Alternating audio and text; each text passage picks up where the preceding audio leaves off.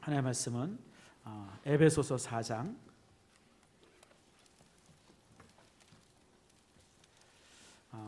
26절과 27절 두 절 말씀입니다. 우리 같이 두 절 말씀을 함께 보겠습니다. 분을 내어도 죄를 짓지 말며 해가 지도록 분을 품지 말고 마귀에게 틈을 주지 말라. 아멘. 기도합니다. 하나님 감사합니다. 오늘 이 시간 귀한 말씀 함께 나눕니다. 은혜가 되게 하시고 말씀 안에서 우리가 변화되어지며 말씀이 우리를 새롭게 하는 축복의 시간들 되게 해 주시옵소서. 하나님께서 우리에게 주신 말씀입니다. 들을 때마다 우리 마음에 떨림이 있게 하시고 그 말씀을 통해서 정말 아버지 우리의 육신과 또 우리 영 모든 부분들이 강건해지도록 복을 내리고 주시옵소서. 오늘 주님께서 함께 하시고 축복하시는, 그래서 성령께서 받게 하시고 성령께서 전하신 아름다운 시간 되어지기를 소망하며 예수님의 이름으로 기도드립니다. 아멘. 그 어느 때보다도 요즘에 화날 일이 참 많죠. 그래서 저는 화를 좀 안 내려고 TV 뉴스를 안 봅니다. 아마 그런 분들이 많을 거예요. 뉴스를 볼 때마다 그냥 뭐 양파 껍질 벗겨듯이 별의별 일이 많더라고요. 어떤 건 좀 저런 얘기는 좀 그만했으면 좋겠다 싶은데도 불구하고 그냥 아무튼 그래서 뭐 여러 가지로 해서 화가 나죠. 한반도 전체가 지금 화병에 걸려 있습니다. 그렇죠? 한반도 전체가 지금 그래요. 특별히 요즘의 시대가 분노의 시대입니다. 사회학자가 그런 얘기를 하더라고요.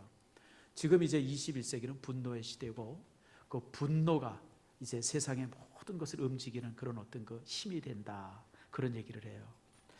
정말 글쎄 그래서 그런지 요즘에 이제 그런 부분들이 많죠. 분노로 인해서 정치 지도자들이 지금 만들어지고 있습니다. 필리핀이 그렇고요. 지금 미국이 그렇습니다. 유럽의 많은 나라들이 지금 분노에 의해서 정치 지도자들이 선출되고 있습니다. 정말 이러다가 보면 세계가 정말 미쳐가지 않을까, 참 그런 생각을 해봅니다. 참 여러 가지 일련에서 불만과 짜증들이 증거하고요. 특별히 또 이제 여러 가지 상실감으로 인해서 어떤 그 폭발에 정말 직전인 것 같은 참 이런 모습이 지금의 시대가 아닌가 생각을 됩니다. 저는 목사로서 이런 시대 앞에 우리 성도들이 어떻게 해야 좋은가 참 이게 어려워요. 우리가 아무리 화나는 일이 있어도 화내지 말자 그런다고 화 안 나는 것도 아니고, 그렇다고 우리가 또 나가서 이런 일이 있어서 우리가 가만히 있어서는 안 됩니다 뭐 이래가지고 또 촛불 들고 우리가 또 광화문 앞에 나갈 일도 아닌 것 같고, 참 여기에 우리 성도들이 어떤 지침을 가져야 될까라고 하는 것이 참 중요한 숙제입니다. 사실 저도 목사지만 저도 사실은 솔직하게 얘기할게요. 화 잘 냅니다. 근데 우리 교회에서 나 화내는 거 보신 분 한번 손 들어보세요. 한 번도 못 봤어요. 왜 그랬을까요? 안 난 척하기 때문에. 화는 나지만 우리 성도들 앞에 내가 화난 척을 하면 얼마나 성도들이 실망이 되겠어요. 그러니까 화가 나지만 어떤 때는 그냥 속이 막 부글부글 끓지만 성도들만 보면 그냥 방긋 웃어요. 그래서 내가 웃어도 웃는 게 아니에요, 여러분들. 여러분 속이 얼마나 참 안 좋을까.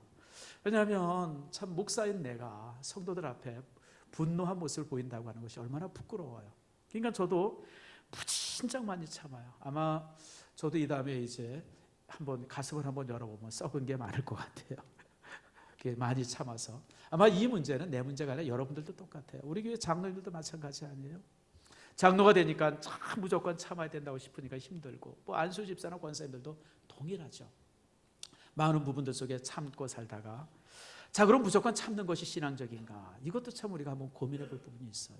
왜냐하면 여러분들 이 분노라고 하는 것은 제가 솔직하게 얘기할게요. 자연스러운 감정이에요. 칠정이라고 하는 말이 있습니다. 칠정. 우리 인간의 마음에 7가지의 그런 어떤 그 이제 마음의 정서가 있어요. 한번 따라합시다. 기쁨, 분노, 근심, 생각, 슬픔, 놀람, 공포. 이것이 칠정이라고 해요. 칠정. 인간이 가지고 있는 감정이 7가지 형태입니다. 이거는요 자연스러운 거예요.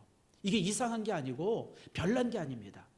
다시 말하면 우리가 화를 내거나 우리가 근심하거나 또 이제 슬퍼하거나 무엇인가 돼서 이 두려움을 느끼거나 이런 것은 너무 당연한 감정이에요. 다만 우리들은 어렸을 때부터 저희 세대죠. 어렸을 때부터 항상 이렇게 감정을 죽이면서 감성을 감추어가면서 살려는 게 항상 연습이 돼가지고 그런 것을 잘 표현하지 못할 뿐이지 실제 이 감정은 여러분 자연스러운 겁니다. 그러므로 여러분들 이런 감정이 이런 7가지 감정이 여러분 안에서 나타날 때 너무 이렇게 억누르거나 아닌 척하고 그럴 필요는 없어요. 물론 이제 우리가 사람들 앞에 덕이 되지 않고 사람들 앞에 보기 좋지 않으니까 서로 이제 감출 수도 있고 가릴 수는 있지만 이것은 자연스러운 감정이라고 하는 것을 여러분 항상 기억하세요. 그래서 뭔가 화나는 일이 있을 때 화를 내는 것 여러분 자연스러운 거예요. 화나는 일이 있는데도 불구하고 희쭉 웃으면 뭐죠? 따라합시다. 돌았다. 여러분 그런 사람은 돈 사람이에요. 돈 사람 아니에요, 여러분들. 실제 여러분들 미친 사람들은 이 뇌에 있어서 이게 꼭지가 떨어졌다 그래요. 그래서 이게 이 사람을 행복하게 하는 물질이 있는데 무슨 뭐 도파민이라고 그러죠. 그런 물질이 시도 때도 없이 아무 때나 막 나오는 사람들이 미친 사람들이에요. 그 슬퍼해야 할 때는 슬픈 감정이 돼야 되고 기뻐할 때는 기뻐의 감정이 돼야 되는데 그것이 조절이 안 되니까 아무 때나 그 도파민이 머리에서 나오는 거예요. 그러니까 항상 좋은 거예요.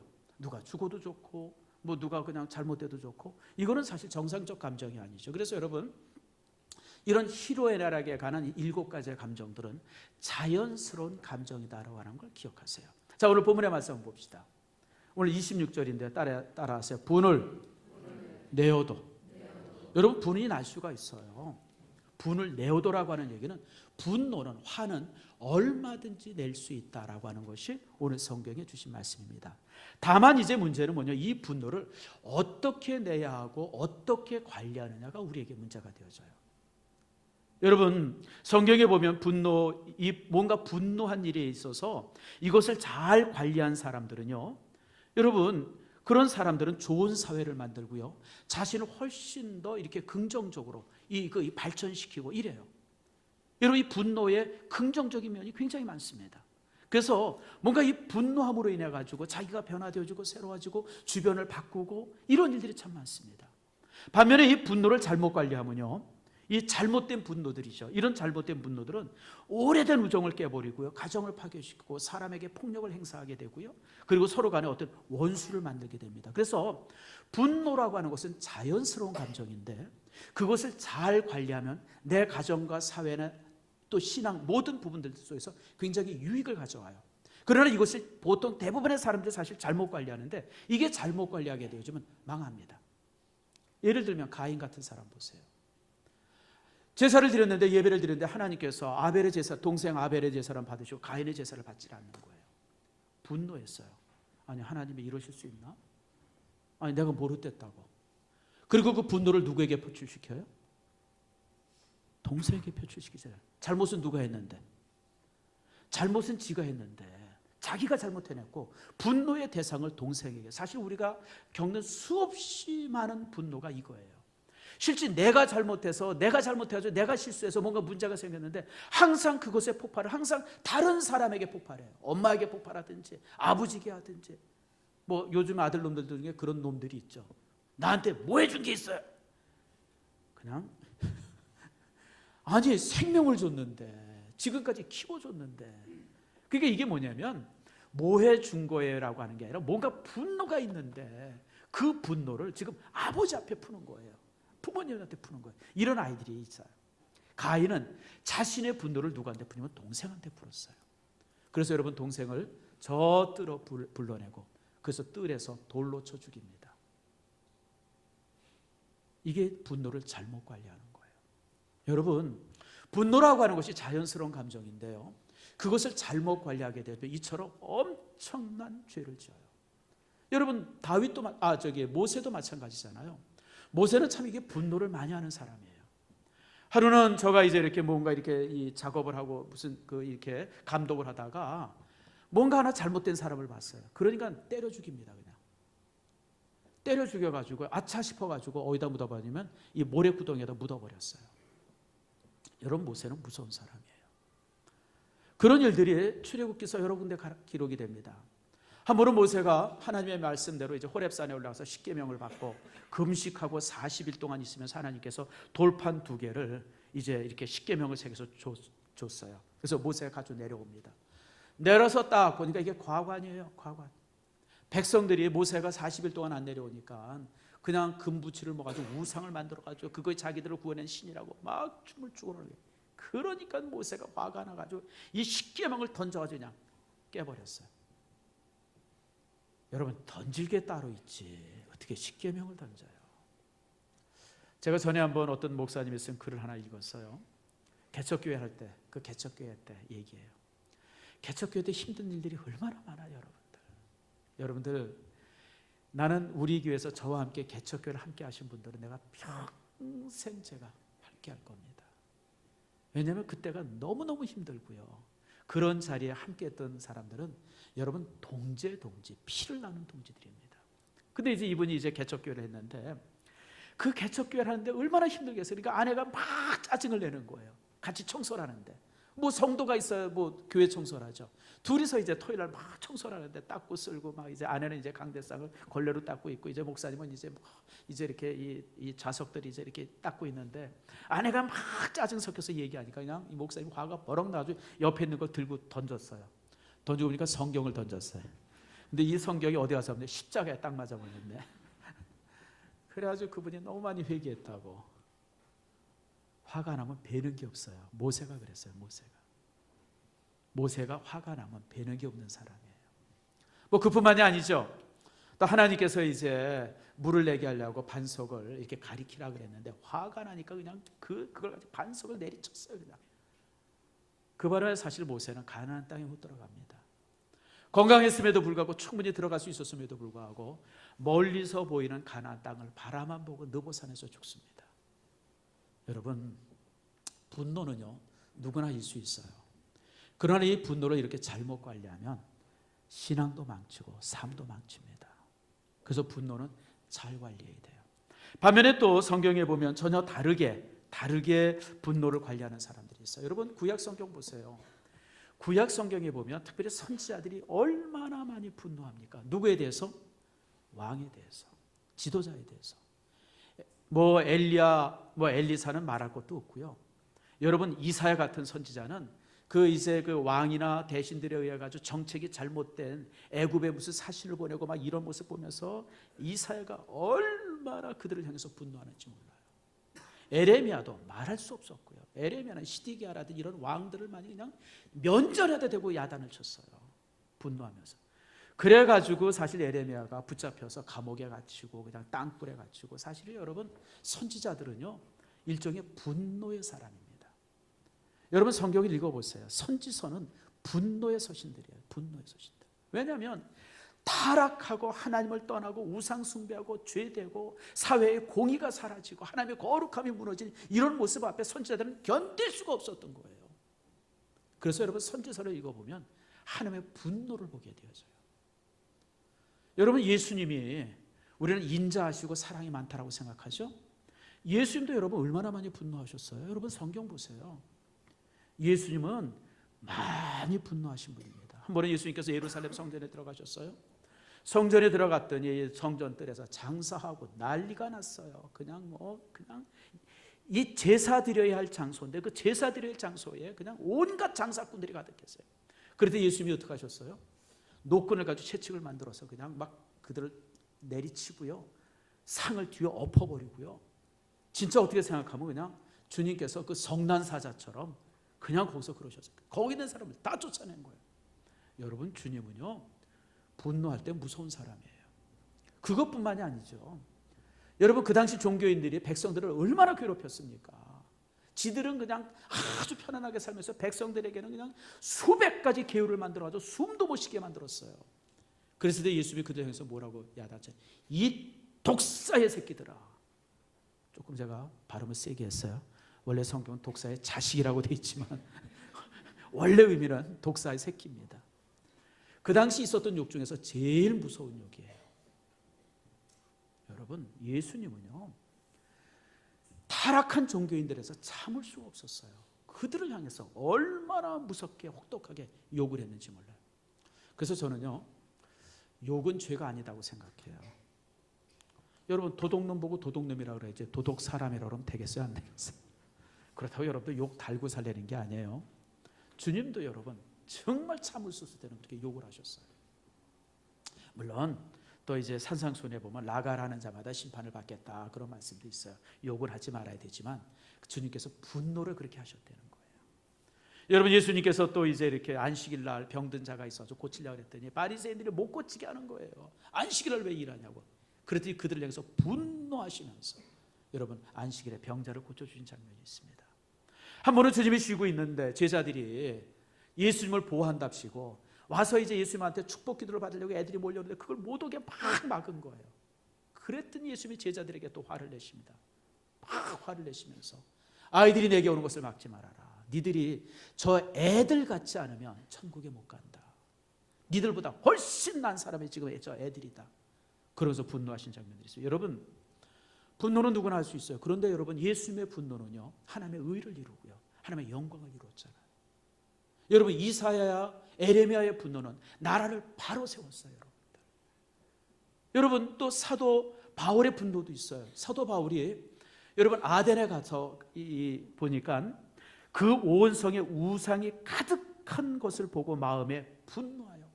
그러니까 아덴 성에 그냥 그 우상들이 가득한 걸 보니까 예수님이 그냥 견딜 수 없어서 사도 바울이 마음에 분노가. 그래서 여러분 어떻게 했습니까? 사도 바울이 그 분노 때문에 아덴을 전도하기 시작했어요. 그래서 여러분 사실은 선교는 죄에 대한 분노가 있을 때, 우상 잘못된 종교로 인해서 종교로 인한 피해에 대한 분노가 있을 때 선교가 살아 있습니다. 그래서 사도 바울은 그곳에 전도했고요. 그래서 아덴에 교회를 세웁니다. 여러분, 이런 모습을 쭉 보면서 우리가 하나 알 수 있는 게 있어요. 분노는 자연스러운 감정이지만 그것을 잘 관리하면 하나님의 영광을 이룰 수 있지만 잘못 관리하면 자신과 공동체와 가정이 무너집니다. 그러므로 여러분들, 분노 자체가 죄가 아니에요. 그래서 성경은 우리에게 세 가지의 분노는 가능하다고 우리에게 허락을 하셨어요. 나머지 분노는 사실은 죄입니다. 사람들이 시기하고 그냥 역정내고 그냥 이러는 것들, 껄핏하면 화내고 이러는 것은 잘못되지만 세 가지에 대해서는 우리가 분노해도 된다고 성경은 말합니다. 첫 번째가 뭐냐면 하나님의 의가 무너질 때는 분노해도 괜찮습니다. 하나님의 공의로움이 사회 안에서 무너져요. 특별히 여러분 선지서들의 분노가 대부분 그런 분노입니다. 여러분, 이사야 선지자가 바라볼 때, 예레미야 선지자가 봤을 때 사회가 말할 수 없이 썩어 있어요. 특별히 정치인들이 말할 수 없이 썩어 있어요. 그럴 때 선지자들이 얼마나 그들을 향해서 분노하는지 몰라요. 여러분, 공의가 무너졌을 때 분노하는 것은 옳은 분노입니다. 여러분, 우리가 정말 분노해야 될 상황인데도 불구하고 침묵하고 있으면요 비겁한 거죠. 여러분, 신앙인들이 비겁하면 안 됩니다. 잘못되게 정말 하나님의 공의가 무너지고 정말 하나님께서 다스림이 무너지는데 그것을 향해서 가만히 있다고 하는 것은 여러분 얼마나 어리석은 거예요. 링컨이 그랬다고 그러죠. 링컨이 어렸을 때 10대 소년이었을 때입니다. 한 번은 시장을 갔는데 시장에서 뭘 봤냐면 노예를 판매하는 것을 봤어요. 노예 시장을 가서 봤어요. 그런데 한 가족이 왔습니다. 남자 노예, 그리고 여자 노예, 그리고 애가 있어요. 그래서 셋이 나가서 이제 판매를 하는데 따로따로 팔린 거예요. 남자 노예 따로 팔리고 여자 노예와 애 노예가 따로 팔렸어요. 그래도 딴 사람이 사가지고 이제 이렇게 데려가니까 이 노예 가족들이 그냥 그 상황에서 그냥 말도 못하게 울부짖는 거예요. 여러분, 그러지 않겠어요? 노예된 것도 원통한데. 여러분, 그렇게 해서 가족이 찢어지는 것을 봤을 때 그 아이가 얼마나 울부짖었겠어요. 근데 그것을 바라본 이 링컨의 가슴이 그냥 찢어질 듯이 아팠어요. 그리고 그때 결심했어요. 내가 노예제도 없애겠다. 이런 잘못된 제도가 있어서는 안 되겠다. 어렸을 때 그 분노의 마음이 그를 나중에 대통령이 되면서 노예를 해방시키는 그런 계기가 되어진 거예요. 여러분, 우리가 옳은 것에 대해서는 분노할 수 있어야 돼요. 그리고 옳은 것에 대해서 분노하는 것은 그것은 내가 하나님 앞에 거룩한 사람이라고 하는 표시예요. 우리 믿음의 사람들이 공의롭지 않은 것을 보고 하나님의 공의가 무너진 상태에서 에이 괜찮아, 에이 뭐 그냥 뭐 그러지 이러고 지나간다고 그러면요, 여러분 그거 얼마나 비겁한 일이에요. 그렇죠. 여러분, 선지자들도 그랬고요. 여러분, 성경에 수없이 많은 여러분 성경의 인물들은 공의로움 때문에 여러분 분노했고, 그리고 그 분노 때문에 대부분 다 순교합니다. 이사야도 순교했고요, 에레미야도 그랬고요. 많은 선지자들이 하나님의 공의를 외치다가 순교합니다. 여러분, 세례 요한도 마찬가지잖아요. 여러분, 이 왕이라고 하는 사람이 동생의 아내를 다 이렇게 뺏어가지고요 결혼했어요. 모든 사람들이 침묵하고 있어요. 왜냐하면 무서우니까. 근데 세례 요한은 그러지 않았죠. 분연히 일어나서 그 왕의 악함에 대해서 선언했고, 그리고 결국 세례 요한이 붙들려 가서, 그리고 이제 감옥에서 목배임을 당해서 죽습니다. 성도는요, 죽음의 앞에 있을지라도 의로운 것은 의롭다고 얘기할 수 있어야 되고, 죄는 죄라고 말할 수 있을 때 그게 바로 성도입니다. 그렇죠? 두 번째, 우리가 분노해야 될 장소가 있습니다. 그것은 하나님의 사랑 때문에 분노해야 돼요. 하나님의 사랑이 무너지면 분노해야 돼요. 그래서 여러분, 복음서에 나타난 예수님의 분노를 가만히 분석해 보면요, 사랑의 또 다른 한 면입니다. 너무 백성들을 사랑하고 가난한 사람을 너무 사랑하고 정말 외롭고 힘들고 고통받는 사람들을 너무 사랑하다 보니까 그들을 고통스럽게 하고 그들을 힘들게 하는 사람들을 향해서 주님은 견딜 수 없었어요. 그래서 바리새인들을 야단친 거고 서기관들을 야단친 겁니다. 성도 여러분, 우리가 하나님의 사랑 때문에 분노해야 돼요. 바울이 아덴에서 온 성의 우상이 가득한 것을 보면서 분노한 것도 동일한 내용입니다. 어떻게 이 좋은 성에 이렇게 우상이 가득하고 백성들 모두가 그 우상 때문에 이렇게 고통스럽게 사는 것을 바라보면서 저가 이제 이렇게 분노하게 되어진 거죠. 그래서 여러분, 하나님의 사랑이 무너진 것을 바라보고 우리가 분노해야 됩니다. 또 하나 우리가 분노해야 될 장면들은 하나님의 거룩이 무너지면 분노하는 겁니다. 여러분, 예수님께서 성전을 깨끗하게 하신 그 분노가 뭐예요? 거룩에 대한 분노예요. 교회는 거룩해야 되는데, 교회는 예배하는 곳이 돼야 되는데, 교회는 기도해야 되는 곳인데, 교회가 탐욕이 가득한 사람들에 의해 가지고 교회가 무너지는 것을 바라봤을 때 주님은 견딜 수 없었던 겁니다. 그러므로 여러분들, 하나님께서 우리에게 분노를 허락하신 곳이 세 가지가 있음을 꼭 기억하세요. 이 세 가지 외에 다른 것을 대한 분노는 죄입니다. 꼭 기억하세요. 제가 이제 분노가 괜찮다고 하니까, 야, 이제 오늘부터 성질 내야 되겠다. 여러분, 우리 잘 됐다. 우리 목사님이 참 막힌 사람인 줄 알았더니 참 괜찮은 사람이구만. 그러고 돌아가지 마세요, 여러분들. 우리 성도가 분노해야 될 장소는 세 가지예요. 따라합시다. 거룩이 무너질 때, 사랑이 무너질 때, 공의가 무너질 때, 이 세 가지를 향해서는 성도는 당연하게 분노해야 되고, 그것에 대해서 분노하지 못하면 그럼 성도는 성도답지 못한 겁니다. 신앙이 살아있지 못한 겁니다. 자, 그런데 문제는 뭐냐면, 이렇게 우리가 분노할 수 있지만 분노가 죄의 기회가 돼서는 안 돼요. 이게 이제 중요한 겁니다. 저는 제 주변에 보면 막 공의를 외치는 사람들이 있어요. 그런 사람들 좋게 봐요. 근데 조금 시간이 지나 보면 그런 사람들이 놀랍게 이상하게 변질이 됐어요. 아주 무섭게 변화된 것을 보게 되죠. 그래서 여러분들, 이 분노해야 되고 이런 의로움에 대해서 우리가 분노해야 되지만 여기에는 원칙이 하나 있어요. 그게 뭐냐면 26절 말씀 보세요. 분을 내어도 죄를 짓지 말고. 분이 뭐가 되면 안 돼요? 죄가 되면 안 돼요. 분노했다고 해서 사람을 때리거나, 분노했다고 해서 다른 사람을 저주하거나, 분노했다고 해서 그냥 무슨 그 악한 일을 저지르고, 여러분 그러지 말라는 거예요. 분노가 죄가 되면 안 돼요. 여러분, 분노라고 하는 것이 품고 있으면 그게 뭐가 되냐면 증오가 되어지고요, 그 증오가 성장이 될 때 얼마나 무서운 사람으로 변화됩니까? 그래서 여러분, 분노가 죄가 되지 않게 해야 돼요. 그래서 분노가 죄가 되지 않게 하는 방법은, 여러분, 해가 지도록 분을 품지 마. 다시 말하면 분노를 품고 있으면 안 된다는 거예요. 분노할 수 있어요. 화가 날 수 있어요. 그러나 여러분, 그것을 품고 살아서는 안 된다고 하는 거예요. 품고 살면 죄가 되기 때문에 그래요.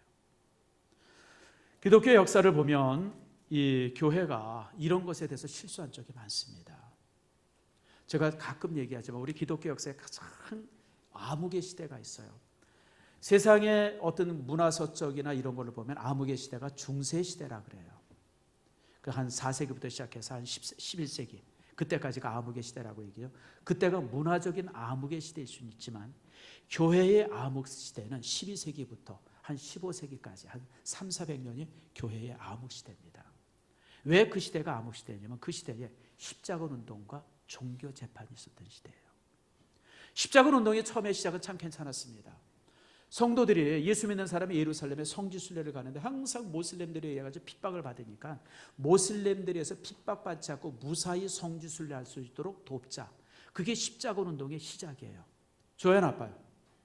얼마나 좋아요, 여러분. 참 좋은 시작입니다.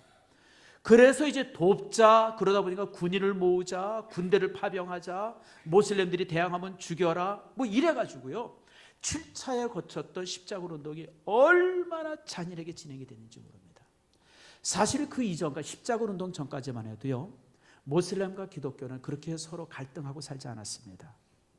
기록을 보면요 모슬렘 왕국 안에서도 기독교인들이 살면 세금만 조금 더 내면 됐지 특별히 무슨 신앙에 대해서 핍박받지 않았어요. 그런데 십자군 전쟁 이후부터는 모슬렘들이 어떤 기독교인들도 자기 나라에서 용인하지 않습니다.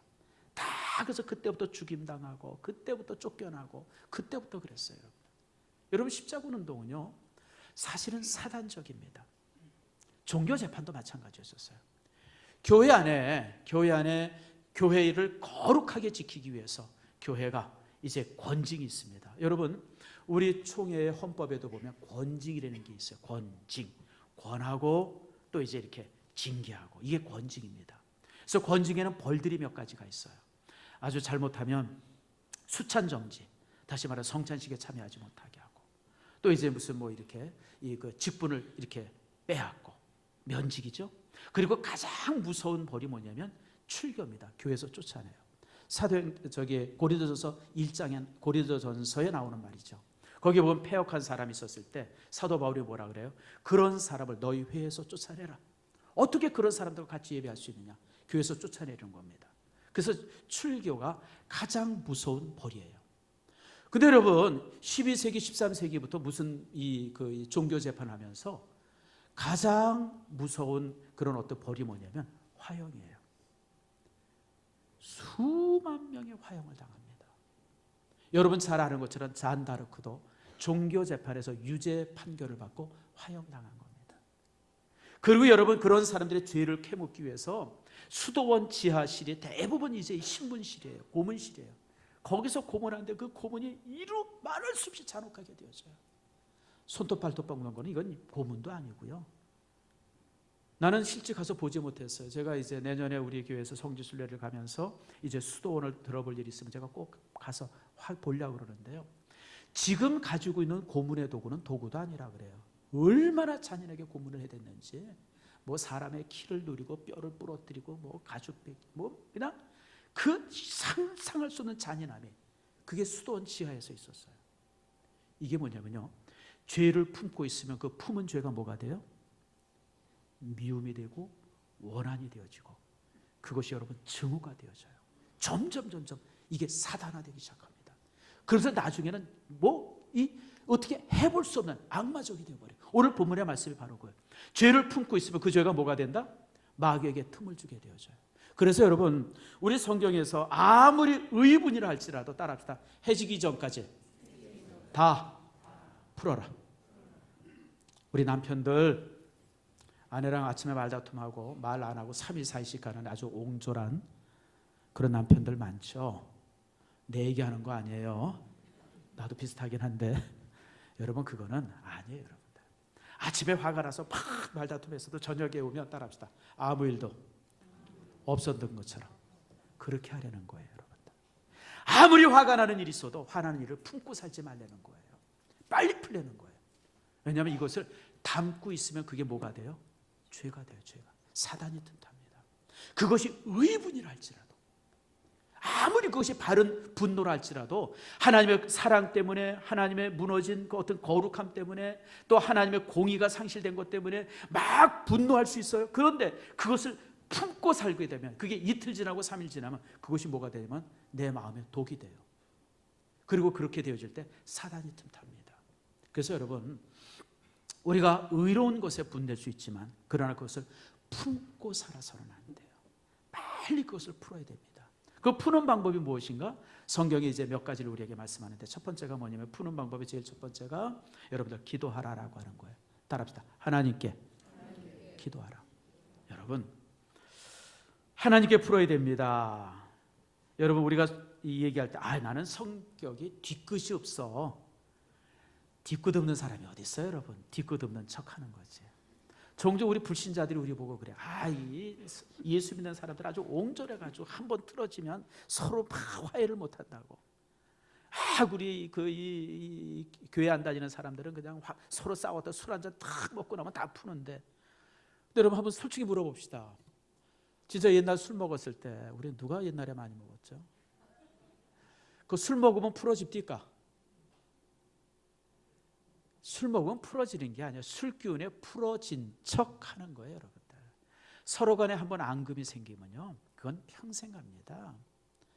여러분 마음의 상처 한번 입어보세요. 그게 술을 먹든지 뭘 하든지 그게 풀어지나? 그냥 술김에 푸른 척 하는 거예요. 서로 간에 필요하니까.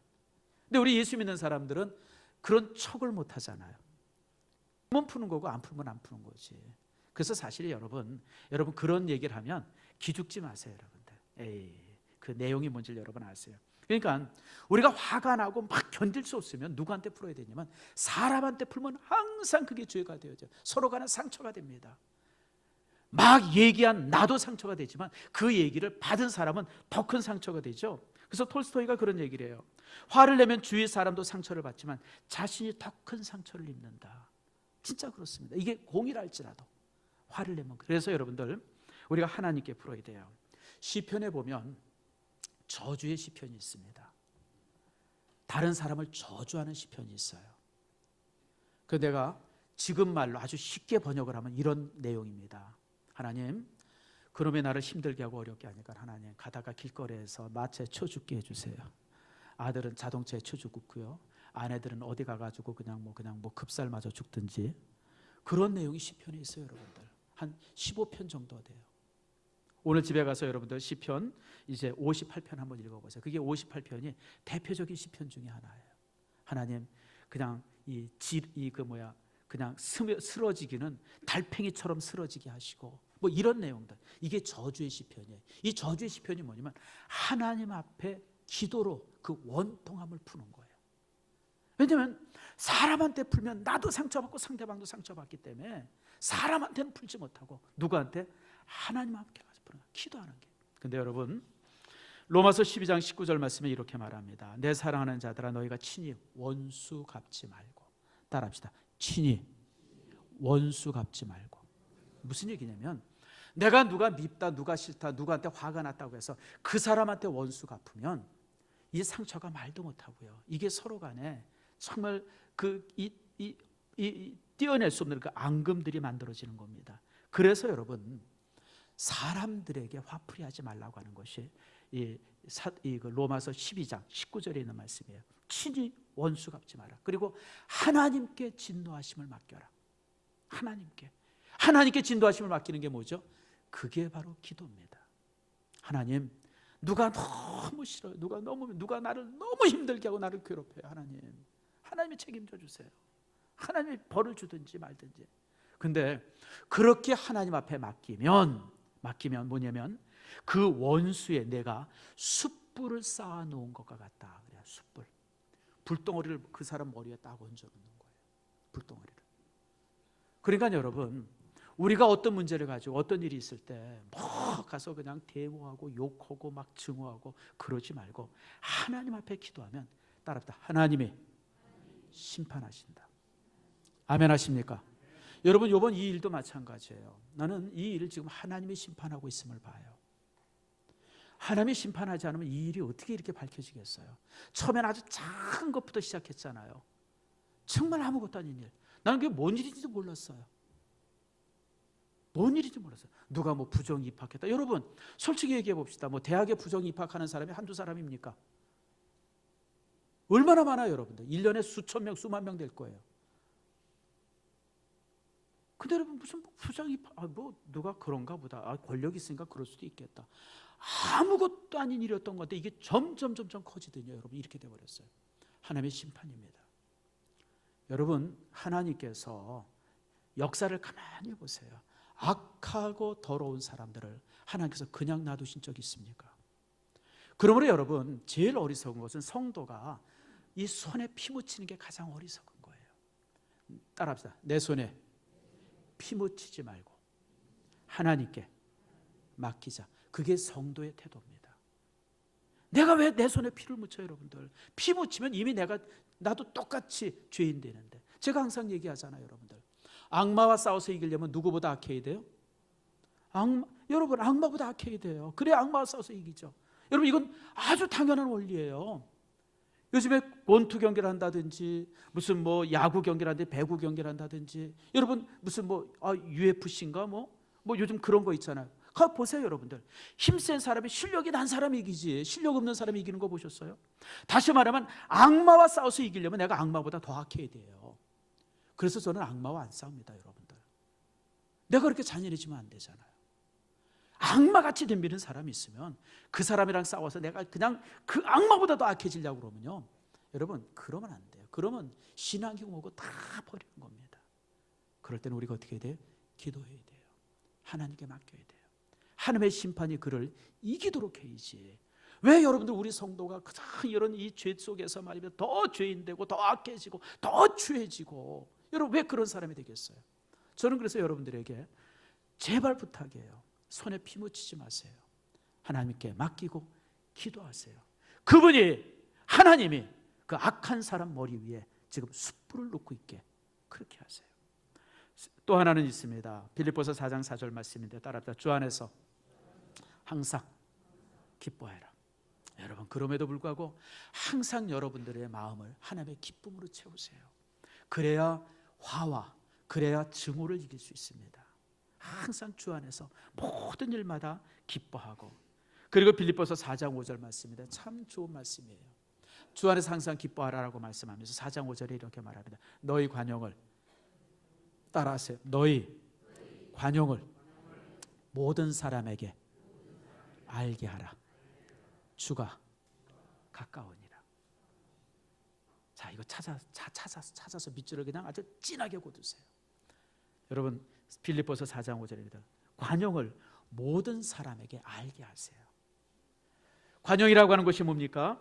더 큰 목적과 비전을 위해서 자기의 의식, 자기의 생각이나 의견을 포기하면서 양보하는 게 관용 아닙니까?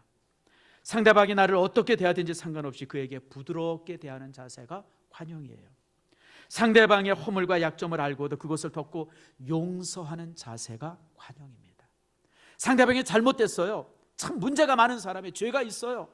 저 사람 정말 심판받아야 돼, 책망받아야 돼. 그럼에도 불구하고 용서하고, 그럼에도 불구하고 부드럽게 대해주고, 그럼에도 불구하고 내가 한 발 물러서 주는 거, 그게 관용이에요. 그런 관용을 따라합시다. 다른 사람에게 알게 하라. 그런 관용을 다른 사람에 알게 하려는 거예요. 혼자 그런 관용 가지고 꼭 있지 말고 내가 그런 관용을 보이는 것을 다른 사람에게 알게 해야 돼요. 왜요? 따라합시다. 주께서 가까우시니라. 주님이 지금 내게 있어요. 주님이 지금 나와 가까이 있어요. 나의 판단과 나의 행동을 지금 주님께서 정말 주시해서 바라보고 계세요. 하나님의 심판이 지금 주님의 숯불이, 주님의 그 심판의 숯불이 그 머리 위에 있음을 우리가 믿음의 눈으로 봐요. 그럴 때 우리는 어떻게 해야 돼요?